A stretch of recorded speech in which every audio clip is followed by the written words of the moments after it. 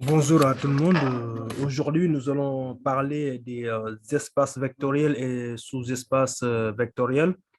L'exercice va porter sur comment définir une famille libre ou bien une famille liée. On vous donne un exemple ici. Par exemple, soit dans R3, c'est-à-dire dimension 3, nous avons trois vecteurs, V1, V2 et V3. Le V1 est composé de 1, 0, élevé 2, 4, 1 et 4, élevé 3, 2, moins 1 et 4. On vous demande maintenant la question suivante. La famille V1, V2 et V3 est-elle libre? Bon, d'autres questions on pouvait poser, par exemple, du genre, la famille V1, V2 et V3 montrer que la famille V1, V2, V3 est libre. On pouvait aussi poser ce genre de questions. Maintenant, nous allons essayer de résoudre cet exercice-là. Donc, on met correction. On met correction. Bon, pour rappel, il y a deux méthodes. Il y a deux méthodes de calcul.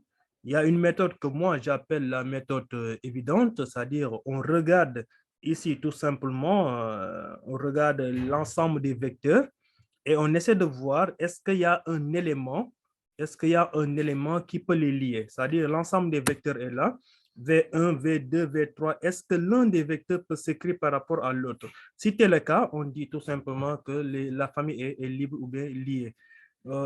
Ça, c'est une méthode qui est une méthode d'observation qui est assez simple. Donc, on va essayer donc de corriger ça rapidement et vous allez voir que c'est pas du tout compliqué. C'est pas du tout compliqué. On peut, mais c'est une méthode pas totalement aussi quoi qu'on puisse dire, dans la mesure où on ne sait pas si réellement la chose va se faire ou pas. Euh, bon, pour gagner du temps, donc je vais tout simplement aller rapidement. Ici, vous voyez, pour la correction, je sais que je peux avoir ceci. Ça dit V2 moins V3 me donne directement 2V1. Si vous regardez ici, si je prends V2 qui est là, moins V3, ça me donne directement 2V1. Dans ce cas de figure, je peux dire que la famille est liée. C'est simple, il n'y a pas de chercher de midi à 14. C'est-à-dire, on regarde les vecteurs et on va essayer de voir est-ce que les deux vecteurs peuvent s'écrire donc, et donner l'autre vecteur. Est-ce qu'il y a des vecteurs qui peuvent s'écrire par rapport à d'autres vecteurs? Si c'est le cas, on dit que tout simplement la famille est liée. Donc ici, je vous ai mis le calcul. Donc si on prend donc le vecteur V2 qui est égal à 4, 1, 4, moins le vecteur V3 qui est égal à 2, moins 1 et 2. Si vous faites le calcul, vous tombez sur 2, 2, 0. Comment on fait le calcul? Là, vous regardez, vous prenez tout simplement donc le 4 qui est là. Vous voyez le 4 qui est là, moins 2 qui est là. 4 moins 2, ça vous donne 2 directement. 1 moins et moins, ça fait plus. Donc, 1 plus 1, ça donne 2. Et 4 moins 4, ça donne 0. On sait que 2V1, donc on multiplie donc 2 par le résultat qu'on a. Donc, le résultat de V1, le vecteur V1 multiplié par 2, ça donne 2 parce qu'on prend 2 fois 1, ça donne 2. 2 fois 1, ça donne 2. Et que 2 fois 0, ça donne 0. Donc, c'est ça un peu la première méthode qui est une méthode assez simple que moi j'appelle la méthode évidente. Si vous regardez, c'est tellement évident, vous pouvez le voir. Donc, on va effacer donc les annotations qu'on avait eu à faire. Donc, pour attaquer donc la deuxième méthode. Maintenant, deuxième méthode,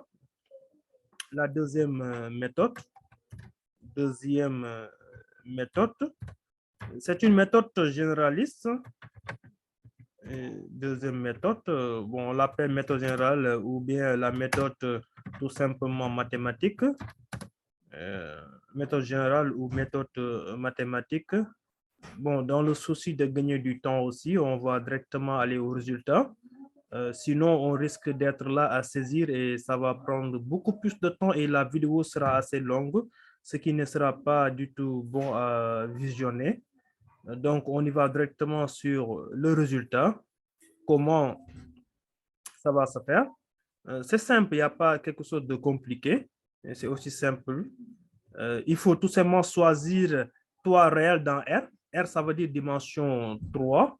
Donc, 3 réels dans R.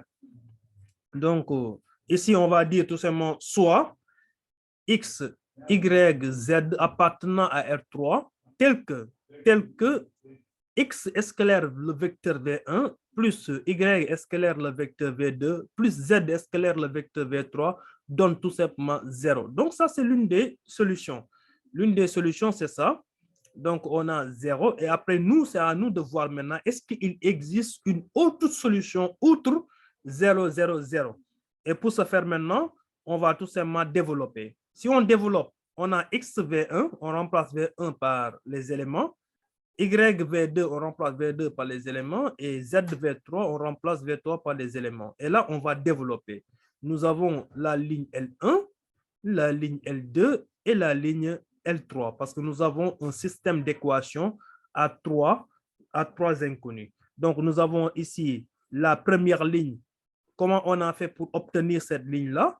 Là, on développe. C'est X fois 1. Ça nous donne X qui est là, que vous voyez ici. Y fois 4, ça nous donne 4Y. Et Z fois 2, ça donne 2Z. Aussi simple. Deuxième ligne. On prend les deuxièmes coefficients. X fois 1, ça donne X pour la deuxième ligne. Y fois 1, ça donne Y. Et Z moins 1, Z fois moins 1, ça donne moins Z. Ceci est égal à 0. Troisième ligne. X fois 0, ça donne 0, qui est là. Donc, c'est 0x. Y fois 4, ça donne moins 4, que vous voyez ici. Et que Z fois 4, ça donne plus 4 qui est égal à 0. Maintenant, nous avons un système d'équations où nous avons 3 inconnus. Et vous savez que vous n'avez pas la capacité mathématique de résoudre les systèmes d'équations en 3 inconnus dans le plan, mais vous les allez résoudre dans l'espace. Alors que dans le programme de la première année, on n'est pas encore entré dans l'espace. Donc, il est favorable de le faire dans le plan. Pour ce faire, il faut réduire le nombre d'inconnus. Donc, on va essayer d'éliminer certains inconnus. Pour ce faire, la ligne L1, je vais la laisser intacte.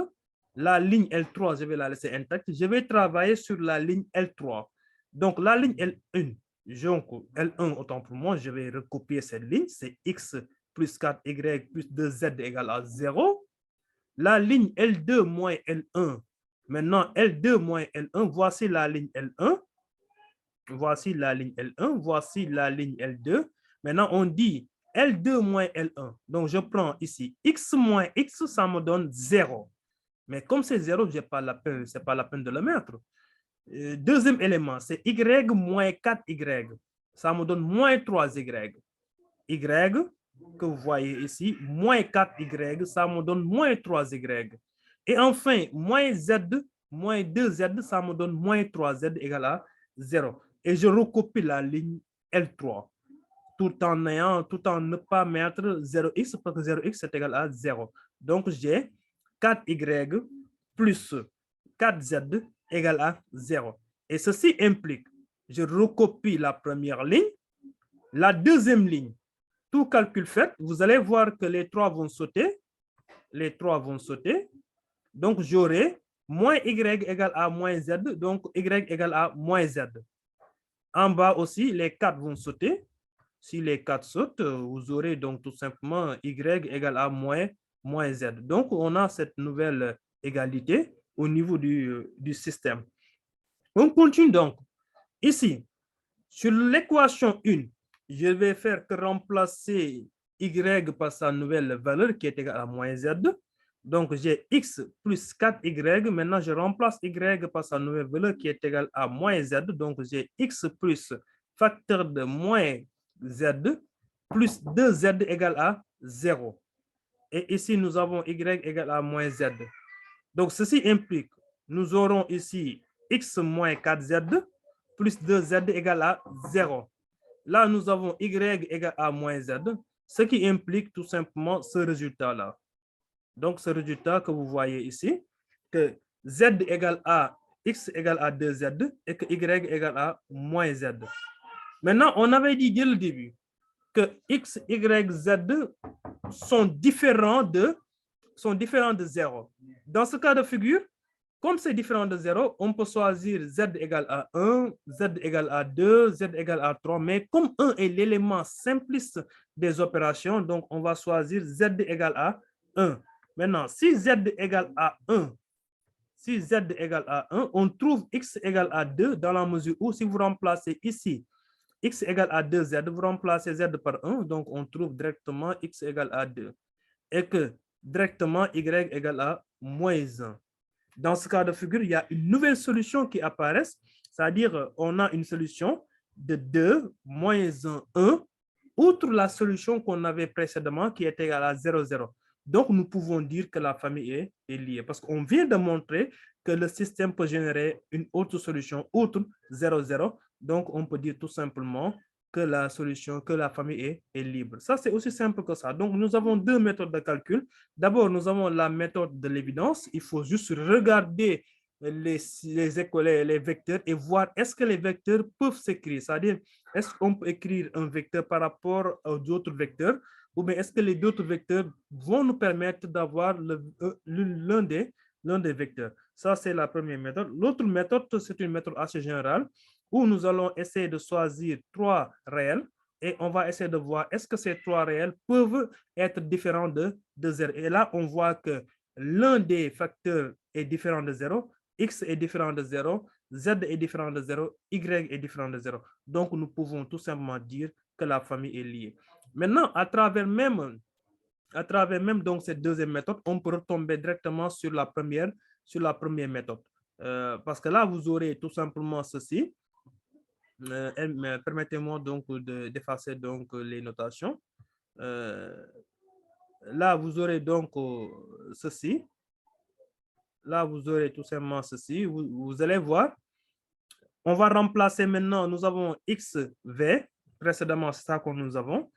Plus yv2 plus zv3 égale à 0. Si on remplace x, y et z par leur valeur, donc x était égal à 2. Donc, nous avons 2v1 moins 1v2 plus 1v3 égale à 0. Donc, 2v1 n'est rien d'autre que v2 moins v3. Et c'est cette égalité-là qu'on avait tout simplement en haut, ce qui est là sur la première méthode. Hein. C'est-à-dire, cette égalité-là, on peut la retrouver uniquement en utilisant donc la deuxième méthode. Bon, c'était ça, c'était tout pour aujourd'hui. Et prochainement, nous allons parler donc des sous-espaces vectoriels, montrer qu'un sous-espace vectoriel, donc comment montrer tout simplement que nous avons un sous-espace vectoriel et comment montrer aussi une base. Tous ces éléments-là, nous allons en parler dans nos prochaines vidéos. D'ici là, portez-vous bien et n'oubliez pas de liker et de partager donc la vidéo. On se donne rendez-vous à très bientôt. Merci à vous.